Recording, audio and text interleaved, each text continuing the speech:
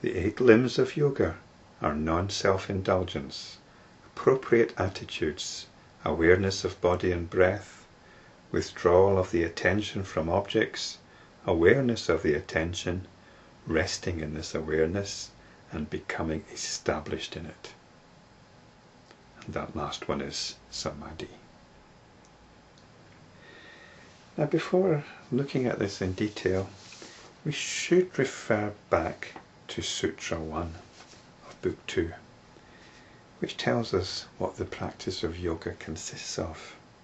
It consists of non-self-indulgence, self-inquiry or self-study, and directing the attention to the supreme identity. So, how does this fit in with the 8 limbs of yoga? Now, non-indulgence or non-self-indulgence are translated tapas in Sutra 1 as non-self-indulgence. Now, in Sutra 29 here, we've got this word yama, which I've also translated as non-self-indulgence. So I've translated 2 different words with the same word. But there's a slightly different angle here. Tapas is actually the discomfort caused by not indulging yourself, not indulging your comfort zone. That's tapas. Now, yam is normally understood as all the things you're not going to do. It's about your vows of abstention, about self-control. That's the first limb, yama, and the second limb is niyama. So basically, these are normally understood as your don'ts and do's, or your do's and don'ts. But the path to wisdom, the path to samadhi, is not about following do's and don'ts. It's not about following a set of rules that might make you an ostensibly good person. And if that's your concern, go with it. But from the point of view of wisdom, we are not concerned with indulging our comfort zone. We are not being motivated by what gives us comfort, either on a physical level, on an animal level, or on a mental level. We don't look for comfort in ideas, even spiritual ideas. A lot of us get involved in spirituality because we've experienced a lot of pain in our life, and we're looking for some kind of refuge from that pain. And that's fine as a way of dealing with pain, but we're going beyond that now. We have to start examining all the things which cause us discomfort. And we look at ourselves, we study ourselves to understand the ways in which we are driven to seek comfort. Now, this doesn't mean to say that we actively promote discomfort. We are simply not indulging ourselves. And it's very difficult, because at some level we're all basically addicts. We've got something that we're addicted to. It could be something physical, food, sex, mass entertainment, or it could be mental, aesthetic even. We could be addicted to ideas, to mental stimulation. One isn't better than the other. They're both forms of addiction. They both represent that thing called the comfort zone. And we should be prepared to not move into it. That is, we don't indulge it. And it's very uncomfortable. It's very difficult to do. You might have to go through a period of cold turkey. This is the tapas, the fire of cold turkey. So you're not inflicting pain on yourself. You're just having to deal, though, with the discomfort of not indulging in your favourite addictions at whatever subtle level they're going on. And believe me, they are going on, unless you actually are established in samadhi. If you're not in samadhi, then you're in the grip of some addiction or other. That's the first limb, yama, non-self-indulgence. And this is explored more in Sutras 30 and 31. And the second limb is niyam. Niyam's the opposite of yams. Niyam's what you actually do. And this is to do more with not performing certain actions, but maintaining a certain composure, having an inner attitude which is conducive to equanimity. So I've described this as appropriate attitudes.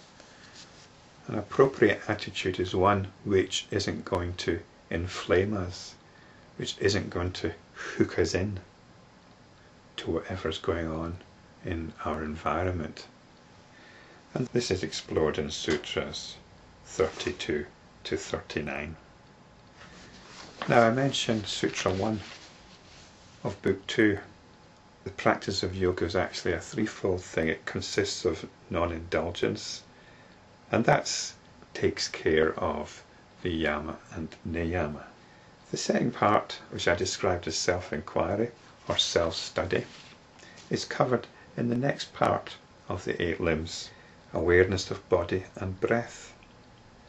And it actually moves into the next one as well, withdrawal of the attention from objects. So there's awareness of body and breath, and then we're concerned with the attention. Now, awareness of body and breath, this is self-study at the most obvious level. Now, the word I've translated as awareness of body is the word asana, which simply means posture or base. Now, some people infer from this the whole field of hatha yoga, and the study of breath is the whole field of pranayama, and you have to become perfect in this before you can proceed. I don't really want to go into this in too much detail, because if Patanjali meant hatha yoga, why didn't he just say practice hatha yoga? He just said asana. He doesn't make any other reference to hatha yoga in the rest of the sutras. He uses the word asana, which is basically your composure. Examine your body. It grounds you. Become aware of it. You can certainly use hatha yoga. I'm not dismissing hatha yoga. It's a very good thing to do in terms of sharpening your awareness, and not just on a physical level. Hatha yoga is very much a mental and emotional thing. It lets you know what's going on emotionally in your body. Personally, I've found hatha yoga to be quite traumatic, but that's not the fault of hatha yoga. That's something in me. It triggers some, or it has triggered some tremendously deep, painful, emotional experiences. So it can flush these things out. You don't have to use hatha yoga, of course, but it is important to be in touch with your body. You can very easily get into Patanjali and spirituality on a purely cerebral level, and that's missing the point altogether, isn't it? The yoga class I go to now and again, at the end of it, the teacher always gets us to touch the ground, the earth-touching mudra, which the Buddha did. It keeps us in touch with what is real, with what is really going on. So the body is here. It's that field of experience which we have some semblance, a very limited semblance of control over. And similarly with the breathing. Again, if you want to do pranayama, it might be beneficial. I suppose there's one comment I'd like to make here from a conventional point of view.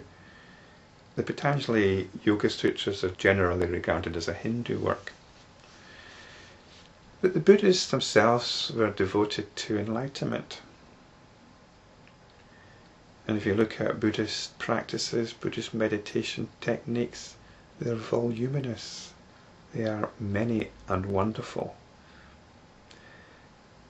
But Although you might find Buddhists practicing yoga, the practice of yoga, the practice of hatha yoga and the practice of pranayama are not part of the Buddhist canon of techniques.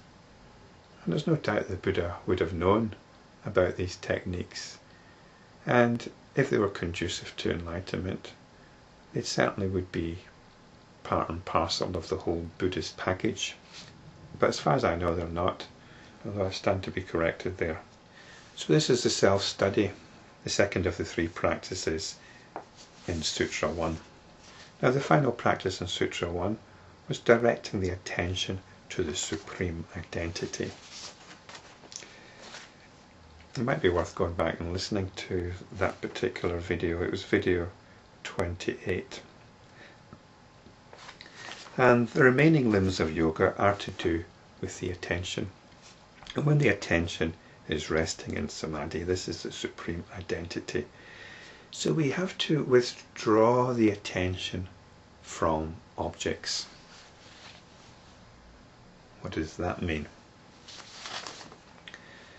This is pratyahara. We become aware of the attention. Rather than the object of attention, become aware of attention itself. This is dharana. We rest in this awareness. We remain focused on it. It's a very pleasant thing to do. It's sometimes called meditative absorption or dhyana. And when we are centered in this, this is samadhi. Now before I finish, I'd just like to say one thing about where we're going here. You might have the idea that a yogi who's gone through this Ashtanga yoga, this eightfold path, this eightfold yoga, is sitting there cross-legged in supreme bliss. Again, I want to come back to the example of the Buddha. We think of the Buddha like that, don't we? The meditating Buddha, serene and calm, free from suffering. But that meditating Buddha does not give us an accurate picture of the Buddha and what happened after his enlightenment. After his enlightenment, he spent 50 years in ceaseless activity. He founded a world religion. Whether that was his intention or not, he just wanted to spread the message. He set up the order of monks. He taught. He advised. He wandered around. He was very, very busy for the rest of his life. He wasn't sitting there in some cloud of golden bliss. Samadhi is not about that. Samadhi is where your center of gravity is. Is it out there? Or is the attention resting in its own nature whenever it isn't needed? So basically we're engaging with ordinary life. We end up engaging with ordinary life. But we do it with complete understanding of the nature of our reality.